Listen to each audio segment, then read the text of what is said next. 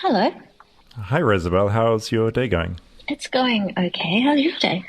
It's all right. I've been behind all day. It's one of those days where I feel like the whole day I'm just furiously behind and I feel stressed, you know? Yeah.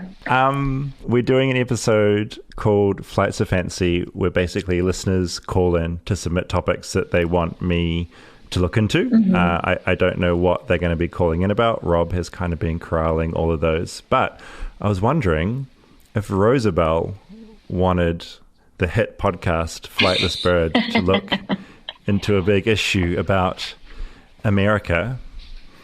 And apparently I always say issue. I need to say issue. Why do you need to say that? A lot of people complain that I say issue instead of issue. Is that what Americans say? I've never heard anybody say that except for you. Issue? Issue? ISH annoys people. Issue?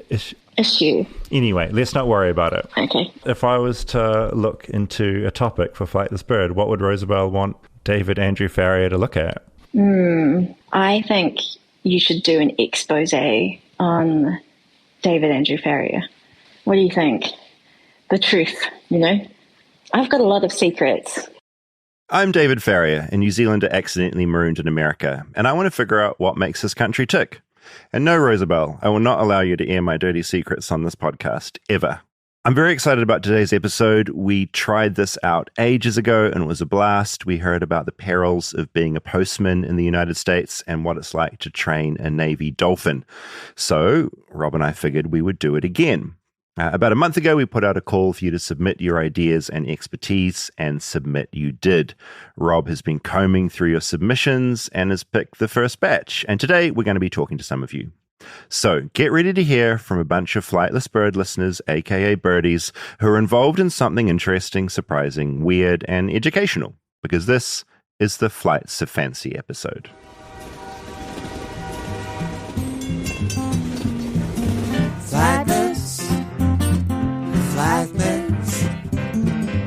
Flightless bird, touchdown in America. I'm a flightless bird, touchdown in America. Rob, I'm excited to get into this. Me too. We had quite a few submissions. You were combing through them. Difficult to pick?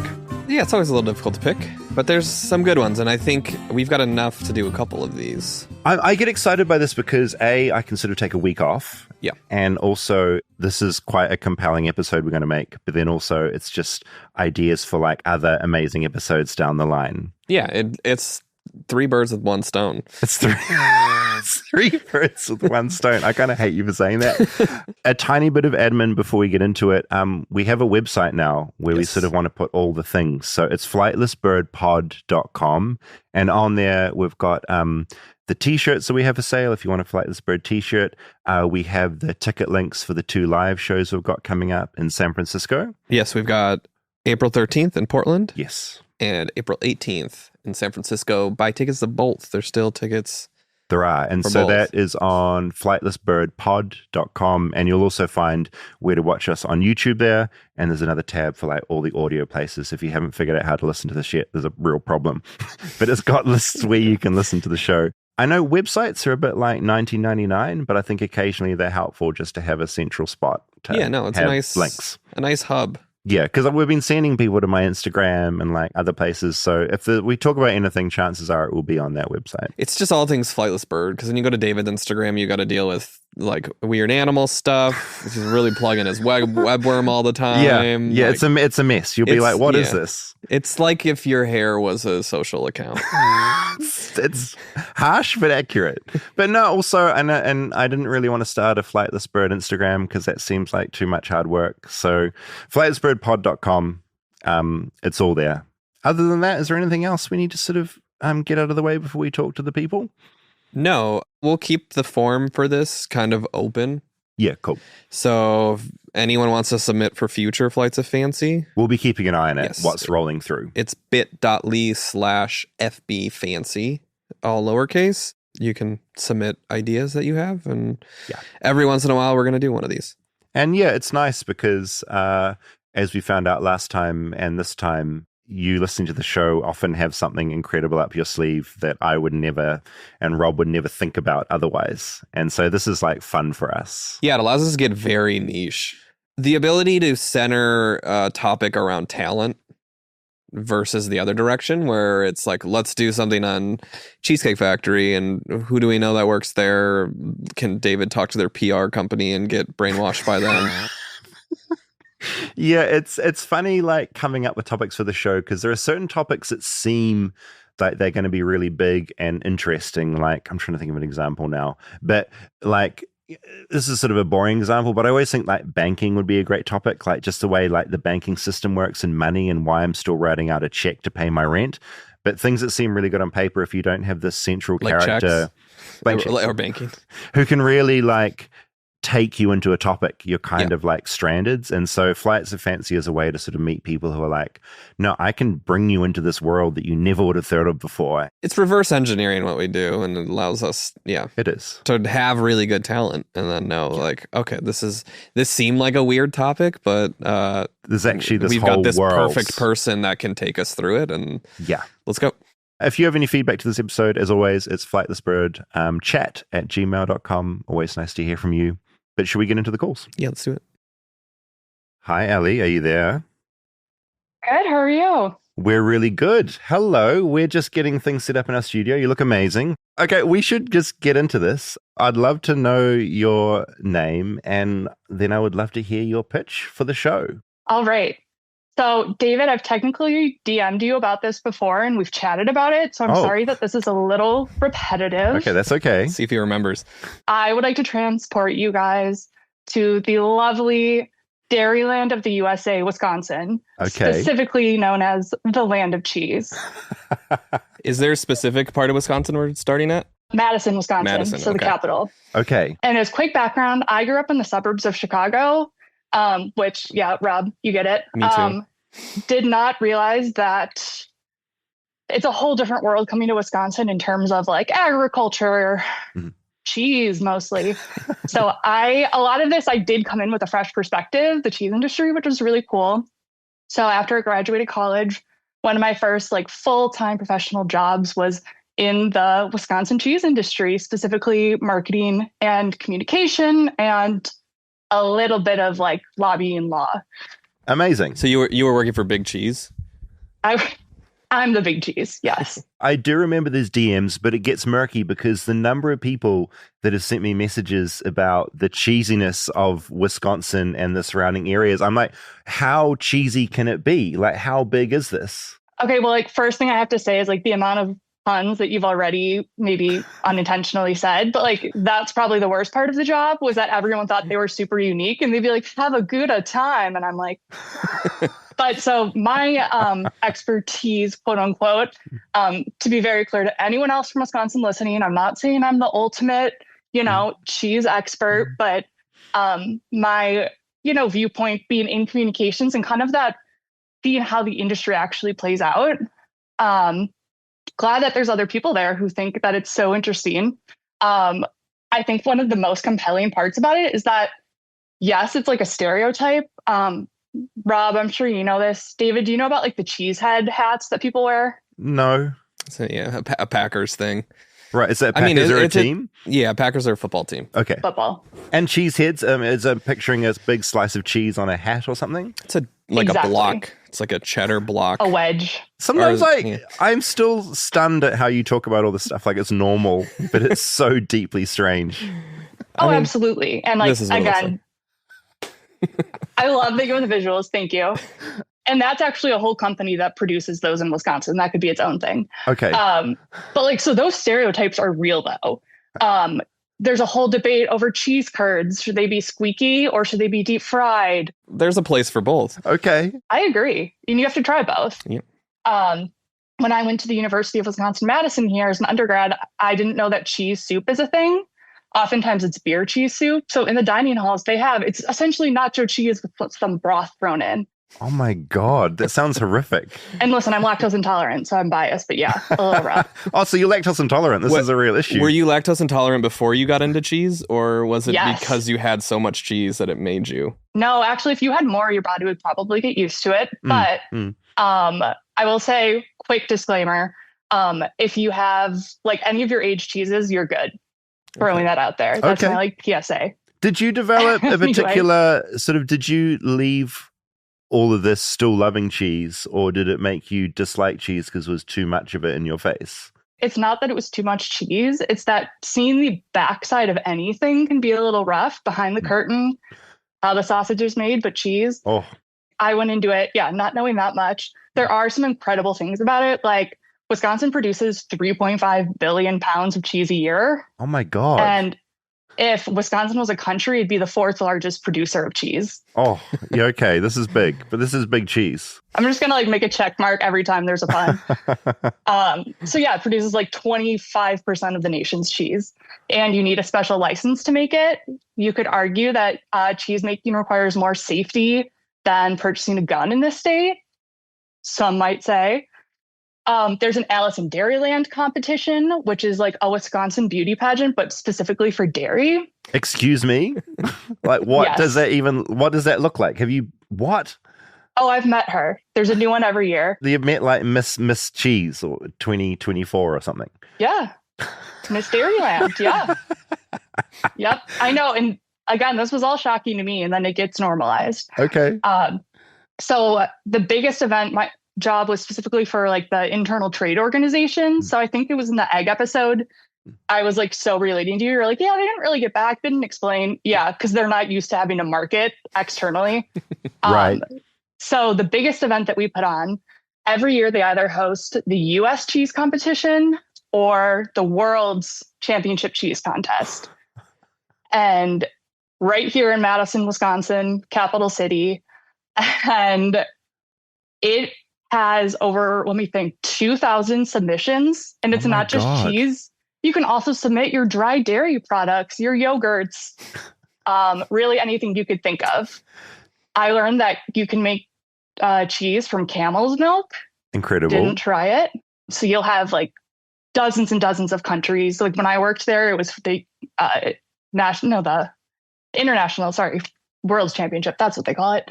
I need to go to one of these cheese competitions, right? I think we need to do a cheese You just missed episode. it by a few weeks. The US one was a few weeks ago. Oh my God. Okay, so this is something for 2026. I need to be there. Well, or when we get to the Midwest, Yeah. you need to go up to Wisconsin. Okay. Wisconsin, just to be clear, they're deeply proud that they're a cheese people. It's part of the culture. They're wearing cheese hats. They're having cheese competitions. There's Miss Dairy beauty pageant, which is incredible. Just one quick question about that. What do you need to do to win that? Is it like a similar thing to other beauty pageants in America, or do you have like a cow with you, or do you have to have cheese? What makes Miss Cheese like cheesy, you know? My understanding, and I don't want to badmouth because I could be wrong, but I believe a lot of it has to do with like it's a scholarship program that, you know, you are either going to work in the dairy industry, or maybe you grew up on a dairy farm or with a cheesemaker.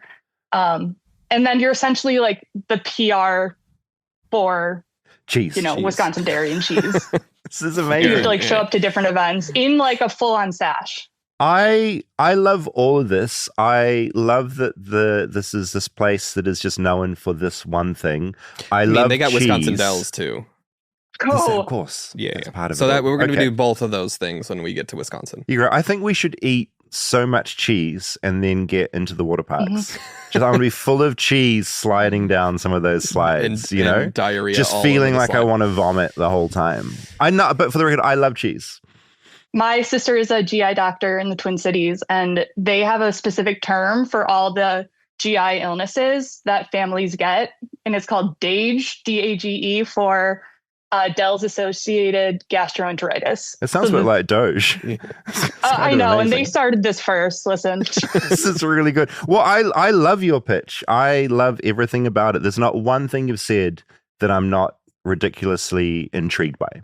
Can I add one more thing that I think is even cooler? Please. So you know how in those like 80s and 90s cartoons, like think Teenage Mutant Ninja Turtles, any animated pizza looks so appetizing. Oh, it does. Yeah, it's true. The it's cheese true. pulls, which is, by the way, something they do measure in these cheese contests. And you have like judges in white coats. Like it is so serious. There's competitions of who can pull a cheese plug out, which is when you have those wheels of cheese that are like bigger than I can make with my arms.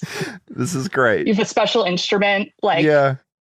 it's big. Anyway, so there's attached to the University of Wisconsin-Madison something called the Center for Dairy Research. Uh-huh. And they are essentially credited with making all of your favorite cheeses and dairy products. So like they will make a recipe for Kerrygold cheese, that like very big Irish brand, and then sell them the recipe, but it actually started here. So when it comes to that like cartoon pizza pull, other countries were so mesmerized by like those cartoons that they contacted the research center and were like, how can we make cheese like that? And had the food scientists specifically make cheese that would pull and be as like beautiful as that. And it's credited with kicking off pizza in Japanese culture. This is incredible. So it goes from like pizza to American pop culture to changing the way other countries formulate their pizza. I was also a French minor, and if you did say that to the French, they would guillotine you. But yes. This is really amazing. Yeah, I love Good, I'm this. glad. I love every element of it. I'm a big Teenage Mutant Ninja Turtles fan. Pizza As is a we huge all are. element. Yeah, I mean, who isn't? I love everything about this. There's no negatives. There's no negatives, except we're going to get sick and probably get some bugs internally, but that's fine. No, I don't I think would so. say the negatives are the more lobbying politics side of it. Right, That lobbying we don't for have big to go cheese. into, but that's where maybe it wasn't the best fit for me. Well, just great. How long do we have, Rob? Do we have a couple of minutes? I mean, we're already past. Okay, we can't get into lobbying. Yeah. You're amazing. You're amazing. Thank you, Big Cheese. We're adding it to the list. Thank you. Yes, definitely. Yes, that's all I wanted. Thank you for helping us. Yes, You've been a thank you. wonderful way to kick off this segment. More Hell yeah. soon. We'll loop back for more cheese. Sounds good. Bye, guys. Bye. Bye.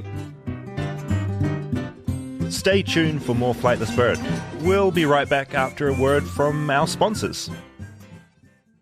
Support for Flightless Bird comes from Helix. Now, in the past, I have had issues with bad sleep. That's because I have a shitty back. So the way I sleep is really, really important to me. And newsflash, a lot of us sleep on beds, and beds are really important, especially that mattress. Since I have my Helix mattress, I've been having wonderful sleeps. And the fact they're a partner with this podcast makes me very, very happy. When their bed arrived at my front door, I unfolded that mattress, and I have been sleeping well ever since. My back is feeling really good. It's good for me as a side sleeper and a back sleeper, and I've never looked back. So go to helixsleep.com/bird for 20% off site-wide. That's helixsleep.com/bird for 20% off site-wide. helixsleep.com/bird.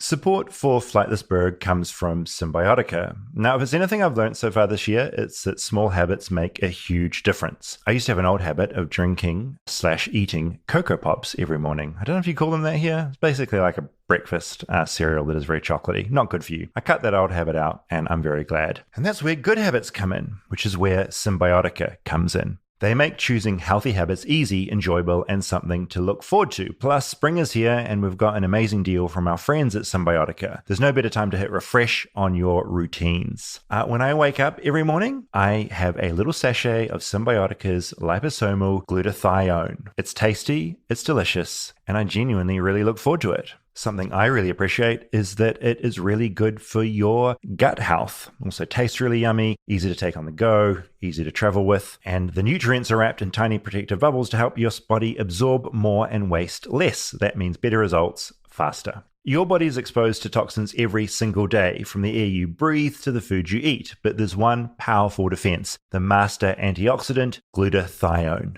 Did you know your body naturally produces glutathione, but your levels drop significantly as you age, especially after your 20s and 30s? I'm 42, so that's news to me. Symbiotica's liposomal glutathione helps restore what time takes away, supporting cellular energy, defending against free radicals, and promoting healthy aging. Replenish, protect, and glow from within with one packet. With thousands of 5-star reviews, this product speaks for itself. It's the real deal. Symbiotica's supplements never contain seed oils, preservatives, no unclear ingredients or misleading labels. These are the cleanest, most effective products out there. Feel your absolute best going into spring with Symbiotica. Wellness made simple. Go to symbiotica.com/bird for 20% off your first order and free shipping. That's symbiotica.com/bird for 20% off your order plus free shipping.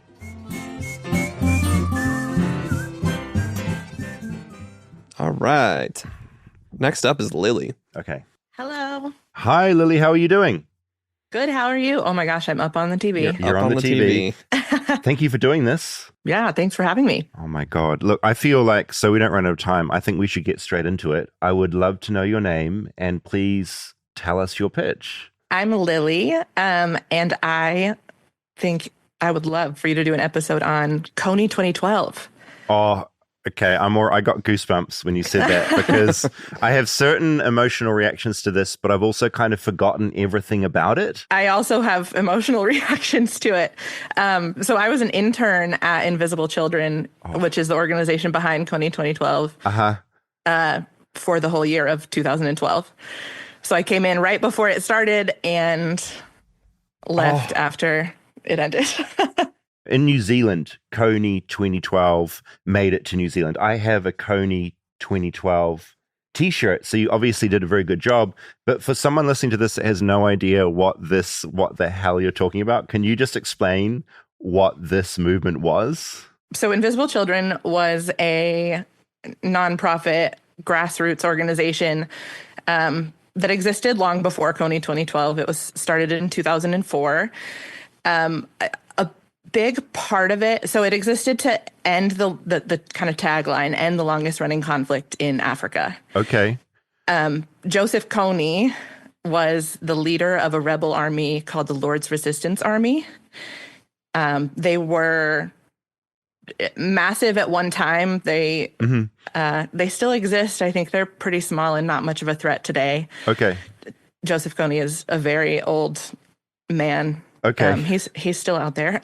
He's old. He's hobbling around. So Invisible Children created documentaries. Kony 2012 was actually the 10th documentary that the organization had created. Okay. A lot of people don't know that. A lot of people think that we just came out of nowhere. Yeah, but you've been around for a while. And the documentary is all centered on different people who had been affected by this war.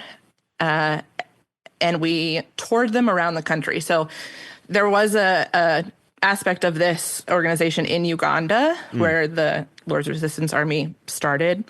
It moved into the Central African Republic, South Sudan, and Congo. So we also had field offices and programs there. This was a real horrific thing going on, and Invisible Children is there to raise awareness in America and beyond, raise money, and then put that money towards stopping this particular conflict.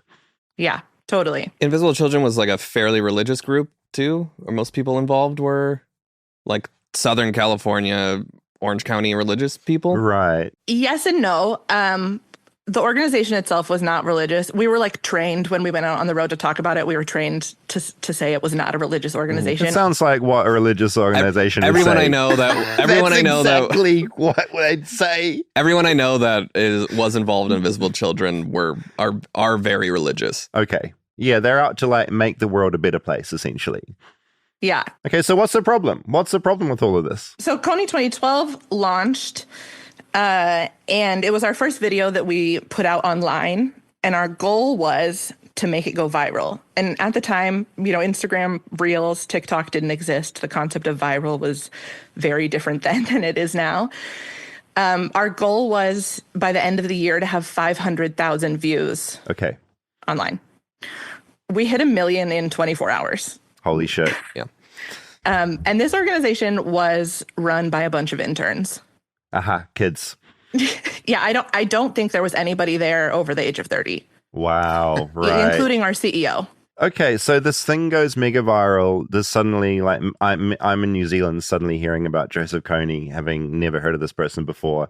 I imagine a lot of money is flowing into your organization. Like, what happens from there? Yeah, so at the end of the video, there was a call to action to come to the website, sign a pledge, saying you want this to stop, that we were going to deliver to Capitol Hill, and also buy a Kony kit. And a Kony kit was a box that we interns put together. I think we had made like 1,000 of them, thinking we would maybe sell 1,000, that had T-shirts and stickers and posters and whatnot that we wanted people to put up because the goal was to make Joseph Kony a household name. Because if you knew that these atrocities were happening, if you knew that kids were being kidnapped and forced to fight, how could it keep happening, And he was the one that was going to stop the current government from doing this? No, he was the one kidnapping kids. Oh, he was the one Kony kidnapping. Was Yeah, so I mean, so to be Kony clear- 2012 was anti-Kony. Yeah, and not Yes. pro Okay. Kony. Yeah, Kony's Okay. very Yes. bad. And for the record, he was a genuinely not a great guy. So okay, you're an intern, and things are going well. I know this story does take like quite a dark, odd turn. I'm wondering. I don't know how you can even explain what happened because my details are vague in my own brain. But what happened? What went wrong? So after about a week, the video was up to 100 million views. And with that kind of fame, our website was crashing. So people thought that we didn't have a website. They thought that we were a scam. All the scam allegations started coming out.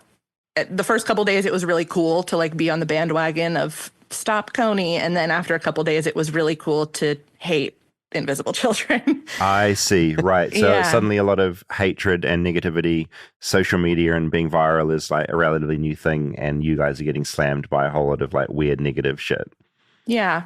And then the big thing that happened that a lot of people will remember, our founder and my boss, Jason, had he was flying back and forth across the country. I think he didn't sleep for something like 9 days, did 20 interviews in 48 hours in New York and LA and New York and LA.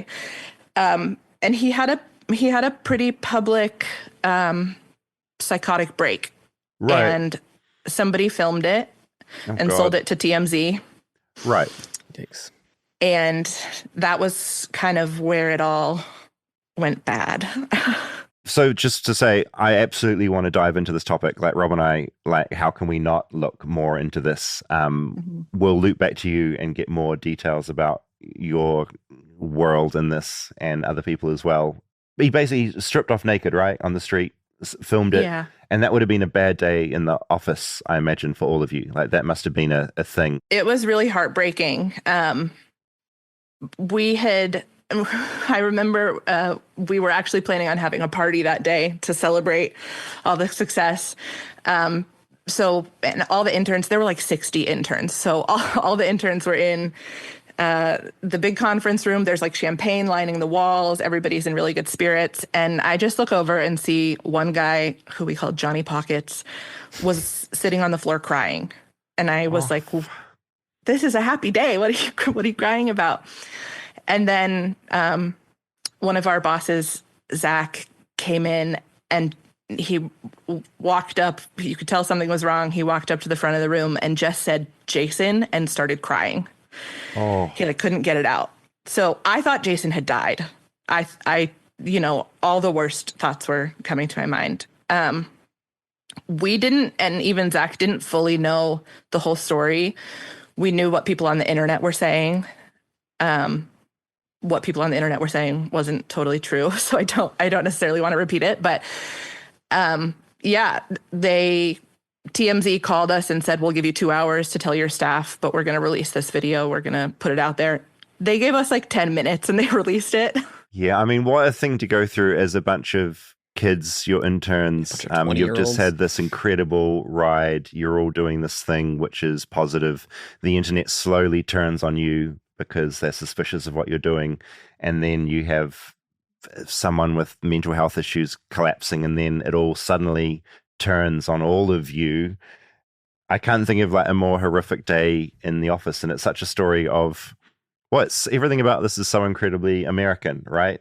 And I love that it's like the early days of things going viral and like an early indicator of how much that can mess with your brain. And how suddenly being famous overnight can seem good, but can sometimes be very, very bad. One of the major things I remember about that day, we did have a small group of kids from New Zealand working in the office and interning. Bless. Little Davids. Little Davids. Yeah. How did they cope? 4. How did the Kiwis cope with what was going on? Well, so one of them, a guy I love, he's so wonderful, Timmy Harris. I remember Timmy. Timmy. when we got this news, I just had to leave and go for a walk and like catch my breath. I was, sobbing like everybody. Was on the phone with my mom saying, I don't know what's going to happen. Like, is all this work that we did for nothing? Is it just over now?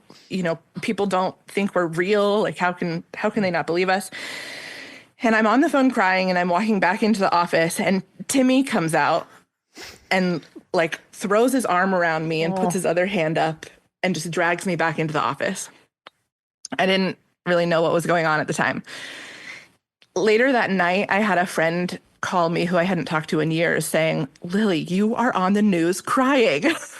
What's going on?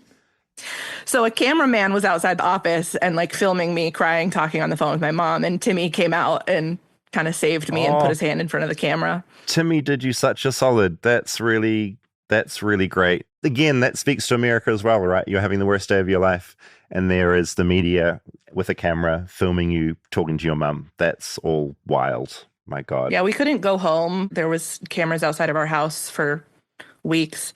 And we lived in an intern house. So there were about 60 of us living in one house. Jesus Christ. Which was like a whole other thing in the media.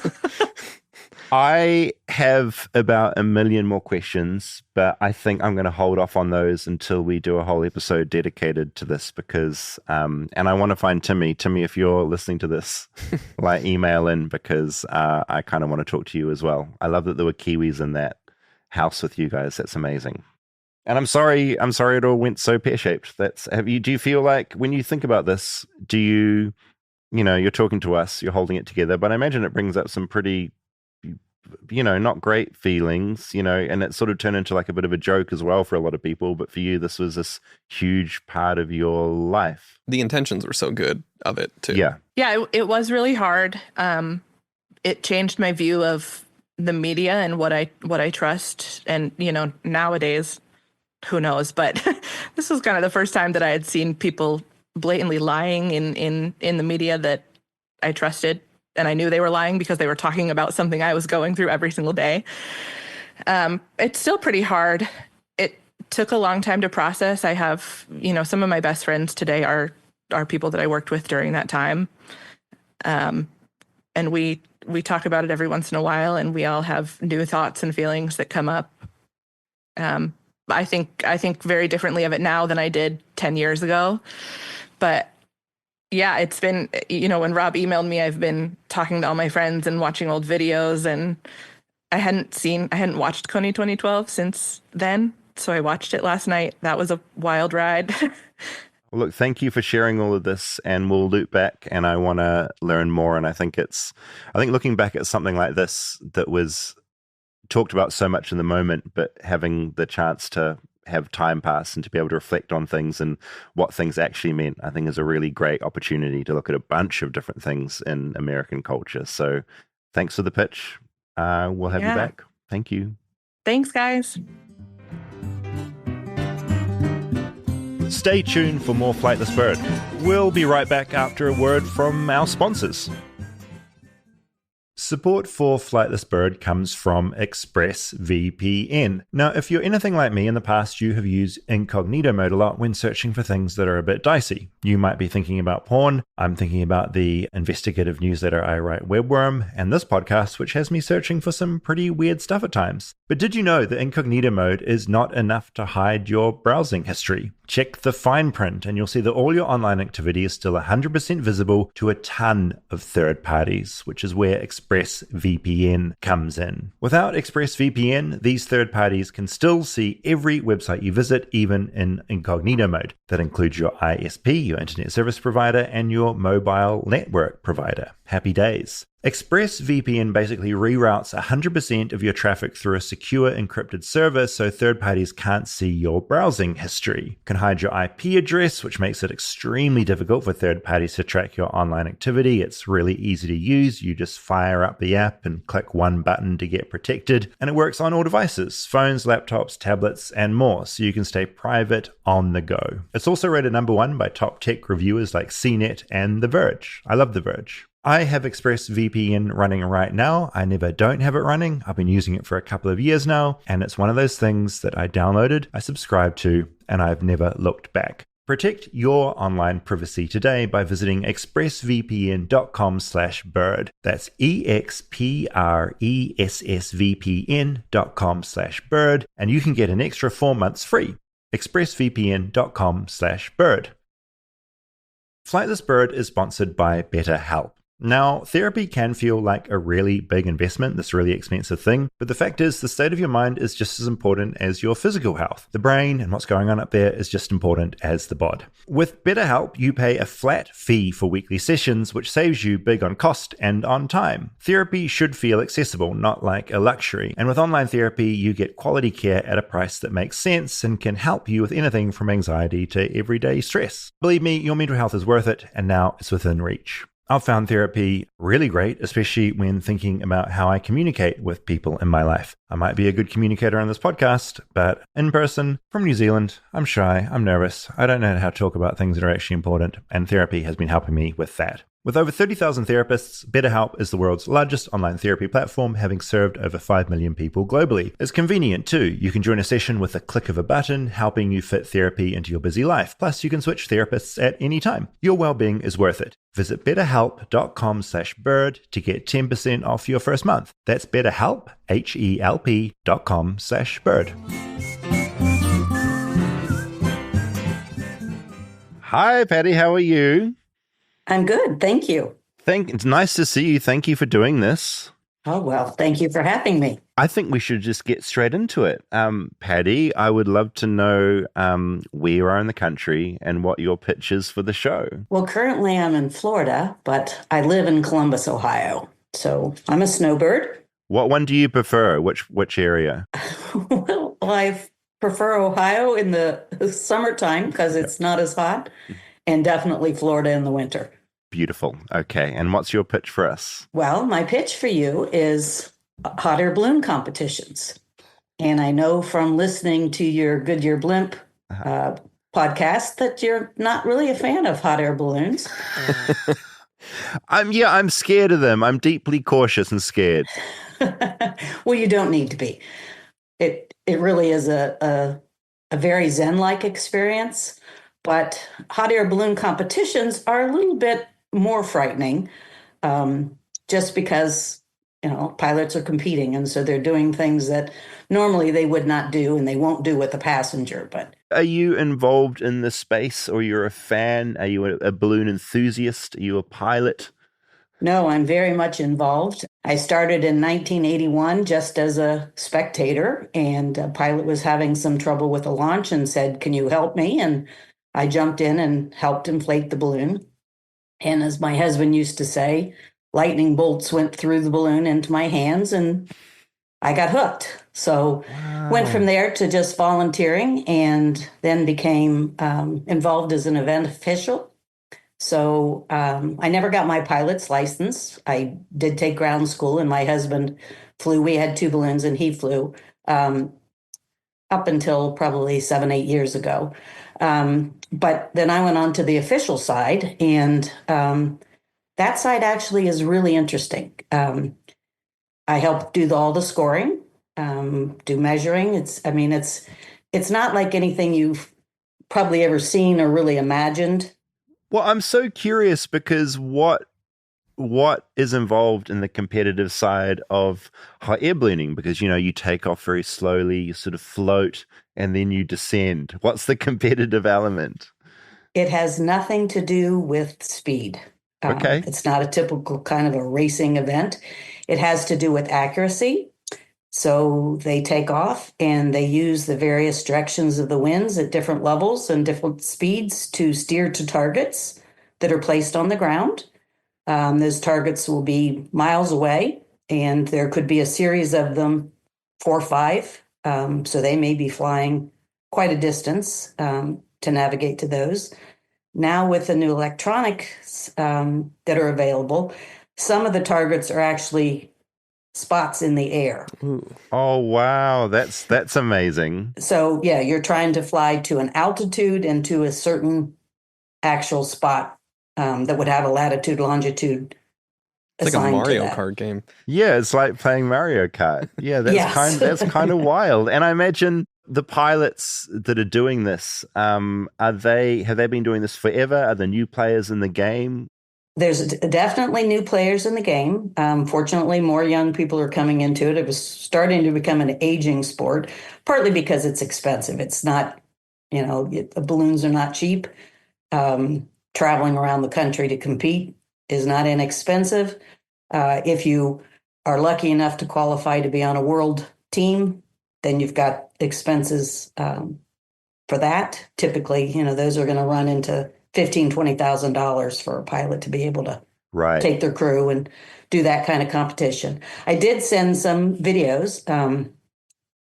I don't know if you got them or not, but that sort of shows one in particular that you can watch. It'll show you actually what it's like flying out there in a congested area in a world competition. Oh no, there are a lot of balloons in the air. Yeah, there's over 100 there. Oh, that's insane.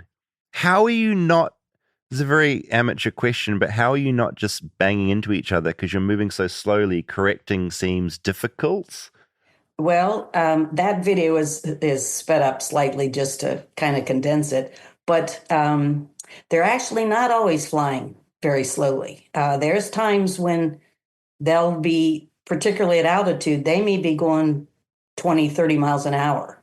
Holy. They want slow winds when you come down to the ground to make it a good landing. And I did send a high wind landing just so you kind of have an idea of what that's like. That was also taken at the World Championship in Hungary last year. Oh, Rob's playing that now. Oh, yeah, that's coming in at speed. He's coming in to land, and he's coming in pretty quickly. So these balloons, they look a lot more sort of light and technical than the balloons I'm imagining. And I'm just thinking now there's probably a lot of different types of balloons you can get into, right? Absolutely. Most of the ones you're seeing in those videos are like a football shape. Yeah. And we call those racers, and they're designed that way specifically so that they will go up and down very fast. They can go about 1,500 feet a minute, make a change in altitude. And it's pretty amazing if you're standing at a target and you're watching somebody drop 1,500 feet a minute and they come down to the ground and slow down and just plunk out the marker. The third video that I sent is a pilot that's coming in, but it's a pretty quick one. But you can see him actually throw the marker on a target. That's one where there's a target on the ground, and he has a beanbag with a streamer, and they just kind of plop that down, and we measure those by hand. There's a measuring team. Oh, yeah. I just want to watch this.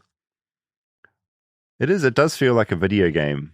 We are coming in, tagging, carrying on. What's the prize for the winners of these competitions? If it costs that much for them to enter in? At the majority of the events, the prize money is very small. It's not anything like what you would expect. I mean, it's not like race cars or golfers or any of that kind of stuff. Most of them are doing it more for the glory.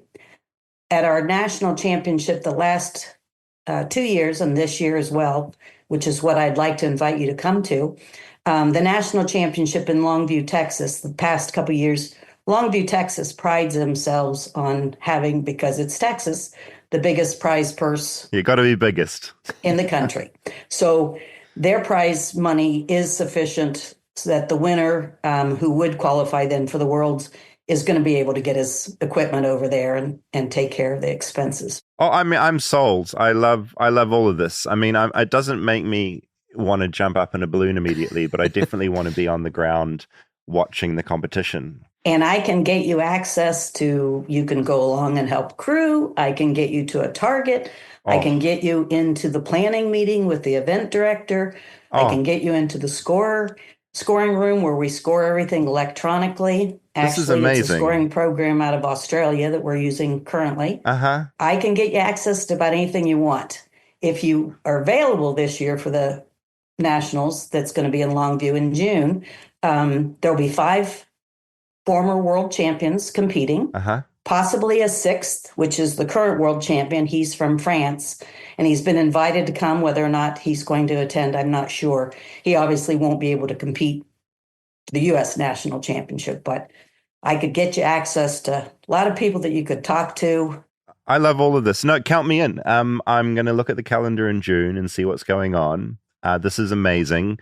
The final question I have for you today, just because I'm curious, if I did want to get into this particular sport, how much would it cost for, like, say, a cheap kind of like starter balloon? And then if I get really good and I want the best balloon available, what would sort of the upper tier of costing be? You probably can still buy a used Used balloon. I don't know if I want balloon that. in a basket. Yeah. I don't want a used balloon. Okay, how much is a used balloon in a basket? And to be honest with you, I haven't priced them recently, but my guess is around the $20,000 mark for something that would be Okay. decent. If you're going to be buying a new balloon, now you're talking 50, 60,000. Wow. I Yeah, can right. also introduce you to a couple balloon manufacturers that are in the States. And there is also a group of pilots that do home builds. So they I build don't their own like balloons. that. I don't think that's a good idea. You don't want to go on a ride for that, huh? No, I'm okay. I'm okay with that. Although I imagine, of course, they're skilled and amazing, but it's just, that's the thing. I'm talking as someone so ignorant to all of this. It's just, I've literally watched some videos and it feels scary. So I'd love to be on the ground or maybe in the air, seeing what it's all about. I've been in a blimp. A balloon can't be that much scarier. I had a blimp ride as well. And I have to tell you, the blimp ride was a little, I don't know if your ride, but when we landed, we came in like straight aimed towards the ground. You could see the ground and you could see the football player sized guys that were going to catch the ropes. And that was a little nerve wracking. The descent is quick. Yeah, we had a very smooth landing, which was great. But yeah, you do come down there pretty quickly. But I will tell you, there is no bathroom in a balloon. So you don't have to worry about that. Though I will not say that people have not. Of course, used over the side. Yeah, bring your catheter, David. Yeah. Yeah. Amazing. Or a Mountain Dew bottle. Thank you so much. This is amazing. I love the pitch. It's a whole world I was unaware even existed, competitive ballooning. So thank you. It will truly, truly blow your mind. Actually, I thought of it before you even started talking about the blimp. And then when you brought up how scared you were of balloons, I thought, I definitely am sending this in. Thank you so much. We'll be back in touch and have an amazing rest of the week. Okay, you too. Thank you very much. Thanks, Patty. Bye. Bye. All right, Chris, we got you. Hey, thanks for doing this. Thanks for having me. Chris, hello. I would love to know your pitch for Flightless Bird. I'm going into all of these colds, so I'm so fascinated. Perfect. I hope that makes it better. So my pitch is the troubled teen industry. Oh. It kind of encompasses wilderness therapy programs, boarding schools, basically a bunch of programs that can range from, going camping for a while to going to a wildly abusive boarding school. There's been deaths, a lot of abuse allegations, programs have been shut down. Obviously I'm not an expert, but I can speak from my personal experience on it. So no, I mean, that was going to be my next question. I mean, a million things are going off in my brain right now, but what is your involvement and what makes you passionate about this topic? So when I was 17, I got sent to a wilderness program. So they have these people called transporters or teen escorts, which sounds worse. It does sound awful. Yeah. And both aren't great. They look like Jason Statham. I really wish they did. No, they were actually really nice, but they showed up in my room at about 4 a.m, unexpected, and said, "Hey, you're coming with us." And so there are these two huge dudes, completely out of the blue. And I was obviously very confused. But they had zip ties. Oh my God. Wait, so you're the troubled teen. You're the one who has been up to some shit and you've been put in this program and you had no idea it was about to happen. Yes. So I think before all that, usually you'll meet with somebody called a educational consultant. And these people's job is basically to convince families that the teens need to go to these programs. And allegedly, I've heard they receive kickbacks from the programs. That's unconfirmed. Yeah. They sound like salespeople for these facilities. Very American, very American. Very American. And so they have a meeting with the kid and the parents, and they say, this is what we think is best. This kid is in dire need of help. He's going to die, blah, blah, blah, whatever the case is. Obviously, the parents are very concerned. In a lot of cases, they don't know what to do. So they'll say, okay, let's do this. But if the kid says, I'm not going, that's where transporters come in. Okay, so you're woken up in your bedroom with some big dudes with zip ties. Yes. So they say, you can come with us peacefully, or we can take you. And I ask, where are we going? And they say, doesn't matter, we're going. And so My mom had gone to stay in a hotel with my sister, so they weren't there. My dad was there, and he just said, I think all he said was like, this is for your own good, something to that effect. And so got put in a car with these guys. They were actually very nice. We didn't have any problems, but it's a very strange situation. Yeah, a little bit. Yeah, just a little. Yeah, so they drove me to an airport. Then we flew. I'm in the San Francisco Bay Area, so we flew from SFO up to Redlands in Oregon, I think. And then they took me to a doctor where I had my blood drawn, and they fucked up, so my whole arm turned like black and green and stuff. But then they drove me to Bend, Oregon, where the kind of base camp was for this program. And then they gave me, they strip searched me, do all that. Jesus, so it's sort of like you're being inducted into prison or something. Like that feels pretty intense. Well, no, the whole thing's intense. You've got two guys in your room with zip ties at 4 a.m. and flying you. You're not going down the road. You're being flown somewhere else, and then you're being strip searched. Is any of this being explained to you at the time, or you're still unaware the whole time? Still unaware, yeah. Yeah, basically you have no idea. You're just kind of going with it because you can't do anything else. So they give you a bunch of camping gear. They give you hiking boots that don't... So weird. It's real weird. It's very strange. Sorry, it's just mind-blowing. Okay, you give me some gear, give you a tent and some boots. No tents. Okay. I wish we had tents. No, we had a tarp. Each person gets a tarp and some cordage. So you have to learn how to build a shelter out of a tarp. And then they put you in a car and drive you a couple hours out into the middle of the desert.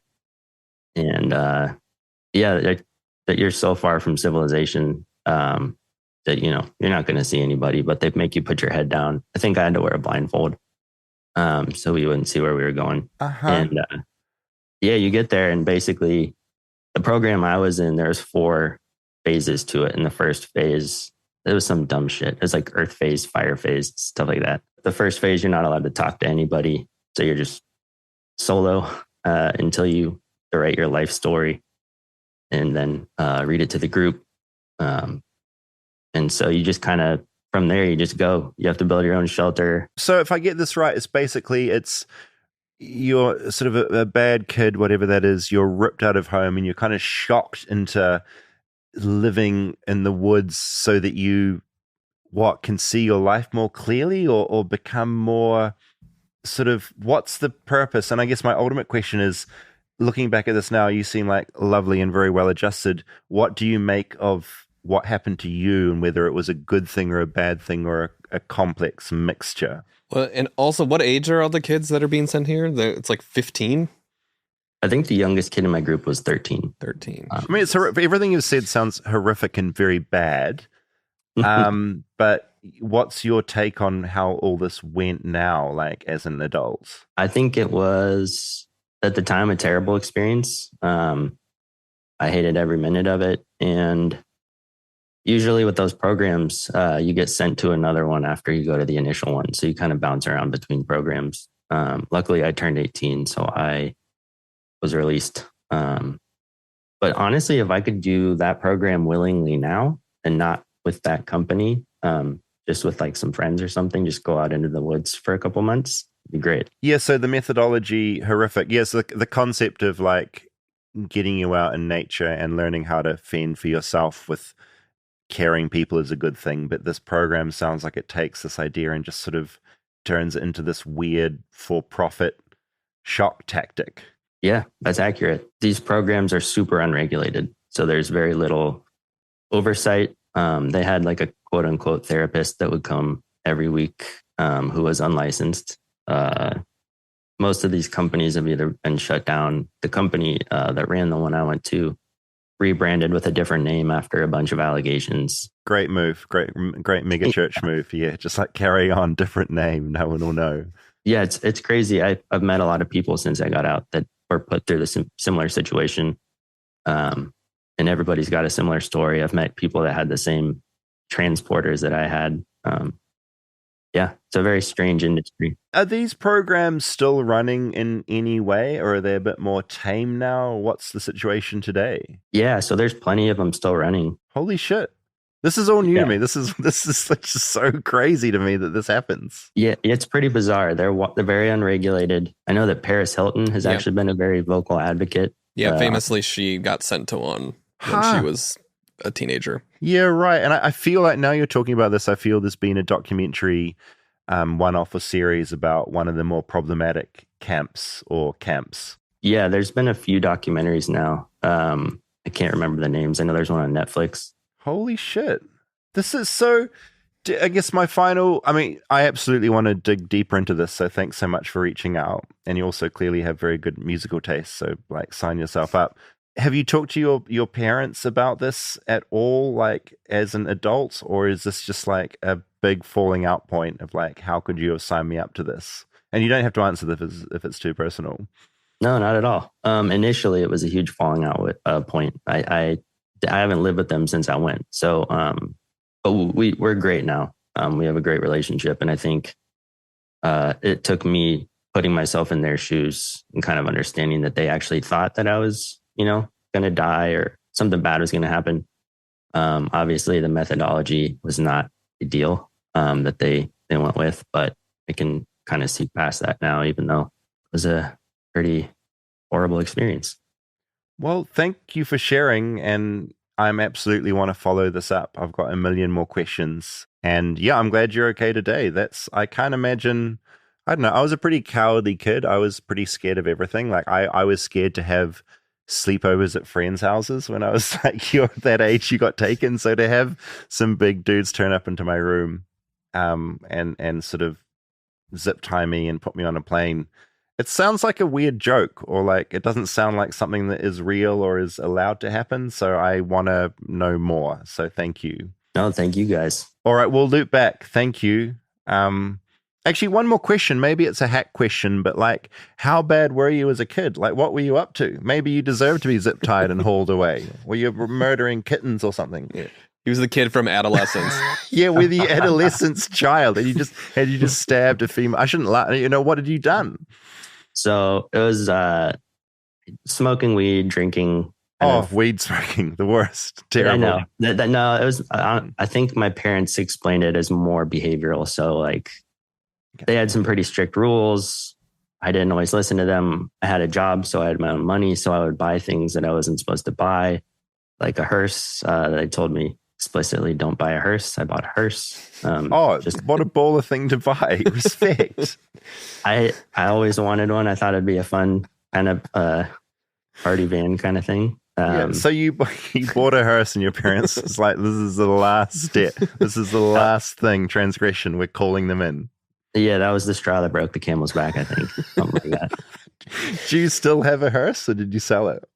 Oh man, I wish. I paid $600 for it. And since I couldn't have it at my parents' house, I would park it around town in front of other people's houses. And it ended up getting towed. And then it cost more to get it out of the impound than I paid for it. So my losses. Incredible.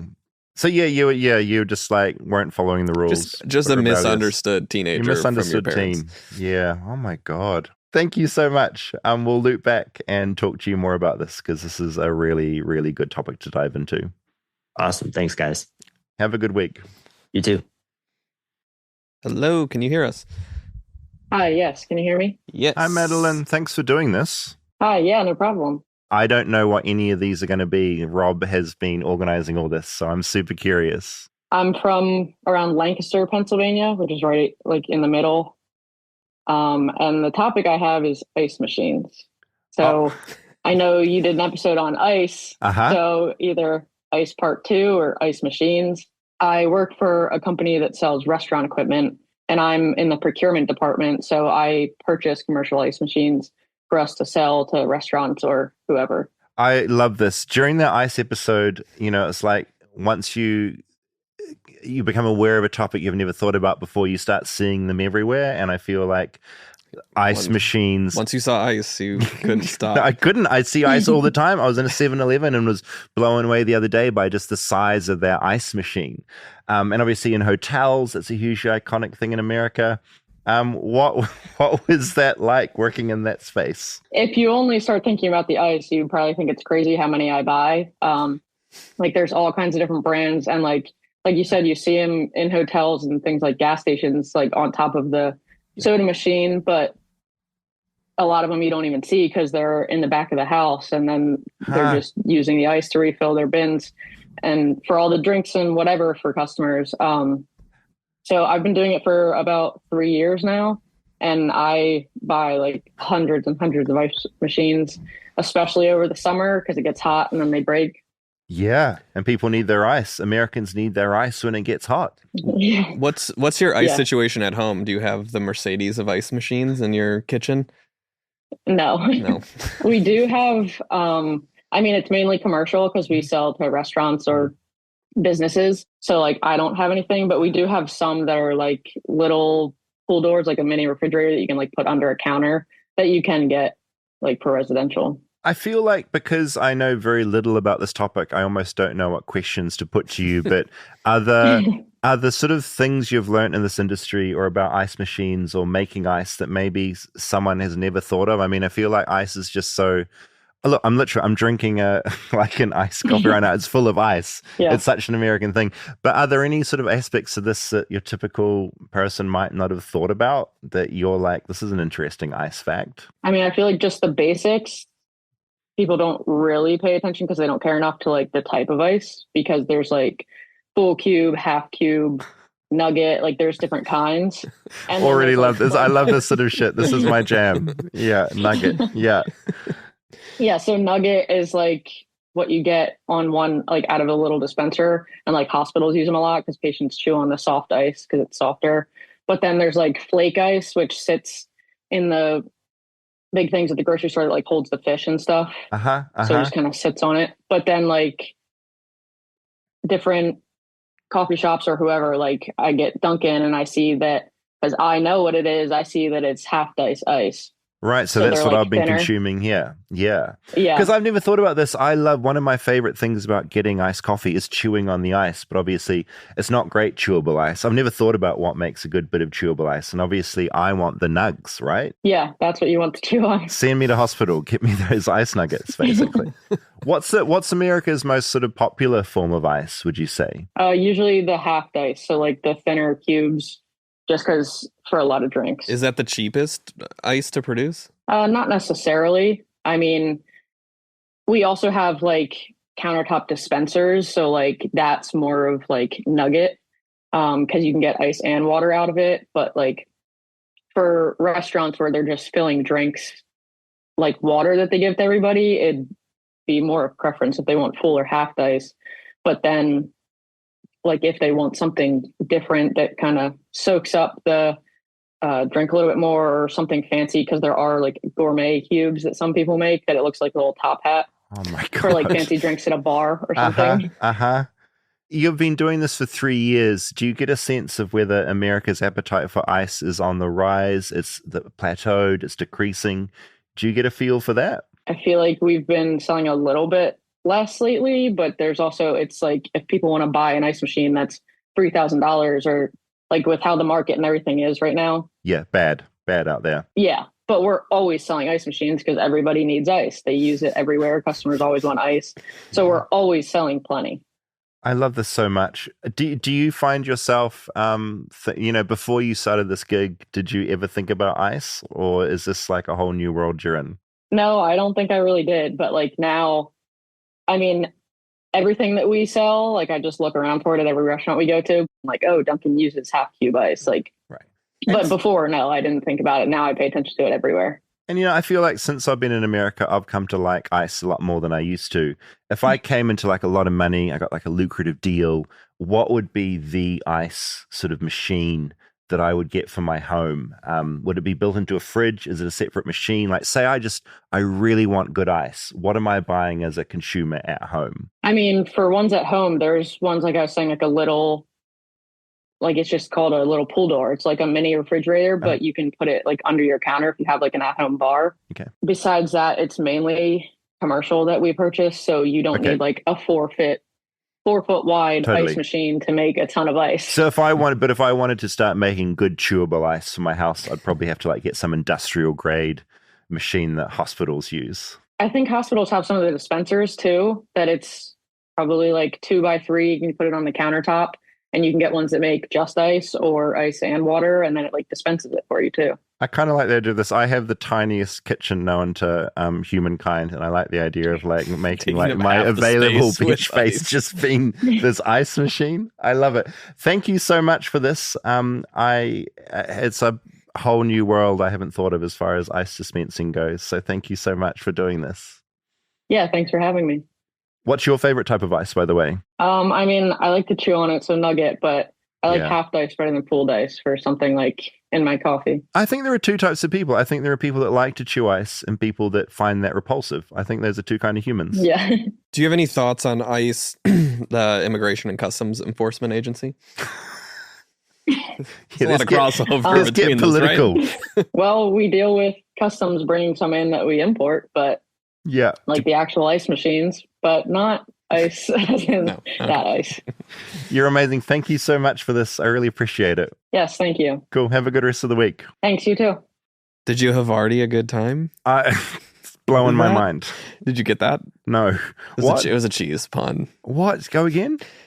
I don't even. It was no. Do it. Do it again. Bad. No, that I don't even want to repeat. Go again. Go. Did you have already a good time? Is that a type of cheese? Yes. I'm over my head entirely. I mean, I clearly need to do that cheese episode because I need to learn about cheese. We've been meaning to do it. It's just Wisconsin's far. Yeah, and there's the Dells. There's a lot to do in Wisconsin and Chicago. This was like it's amazing. I'm blown away by all these topics. Like I am. Like they're all so wildly different. And they all make my brain go, I want to know more about this. Particularly amazed that guy got kidnapped in the middle of the night as like a child. We got multiple submissions about that specifically. Multiple people that have been kidnapped and brought to these facilities. Sort of harks back to last week's episode about Americans being kidnapped. It starts young. But I like... The ballooning is amazing. Competitive ballooning. I'd never thought about that. Back to the kidnapping. Yeah. Do we over-index in troubled teens that listen to this show, maybe? I wonder if that is. It's funny. It's interesting because like we look at who's listening to what shows because we sort of want to see like, was this episode a massive flop or did people like share it and like it? And we've been finding something really interesting where the episodes about religion, like the numbers like spike for those ones. And so I wonder if our listeners are like, I don't know. It's interesting. I think there might be a tie of like people that left the religion, so they were kind of rebellious of what they were expected from maybe overbearing parents that are just trying to do the best but don't know where to turn. And then some of those are more extreme, so they sent them. Yeah, no, it's just interesting to think of because I'm always curious about how people come to the show. Or maybe one of these facilities just they have our podcast playing a lot. It's like when they go camping, like the one podcast they can listen to. It's the torture. Bird. It's the torture that they're giving them is listen to this Kiwi talk about how he feels about America. It's really, really, really good. Actually, something I keep forgetting to say, if you like the podcast, it's super helpful if you share it. Because one thing, like we have some very dedicated listeners, but we're keen to get new people involved. So if you listen to an episode and you love it, it's unbelievably helpful if you can either like physically tell a friend, like there's a podcast I like, you should listen to it. Send them a link to your favorite episode. Yeah, and a link, that's a huge thing. If you can share a link via like, I feel like I'm like being very basic here, but like send them an email or just share it on your social media. Because it's one thing to be like, we love the show, keep going. It's so like a way you can really help us is to spread a link to a specific thing. If you're on Instagram, like share a story. If you're on Blue Sky about it. Facebook, post it. It helps. Since we know a lot of our listeners come from, they've left the church. Yep. Proselytize our show. There's no spread the word of David. I am the new Jesus in this situation. Spread the word of David to as many people as you can. It's very important. Yeah. But yeah, if you've like, for instance, if you are someone that like loved one of those religious episodes, like share it with someone you used to go to church with who's also left. I don't know. It just helps to share it. Or go door to door in your neighborhood and ask if they've heard Flightless Bird, That pull it would up on be- their iPhone on Spotify and hit play.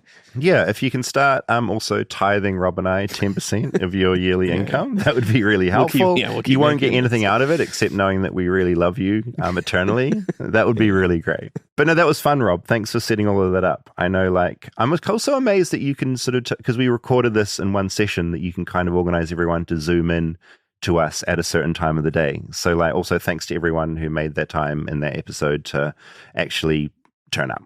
Yeah, I mean the birdies.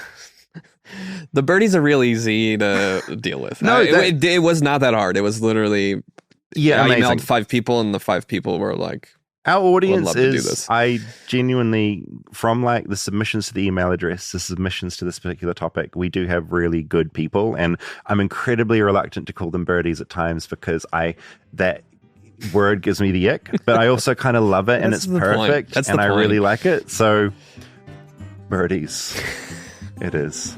Okay, we'll catch you next week. And thanks for listening to the show as always. And see you soon.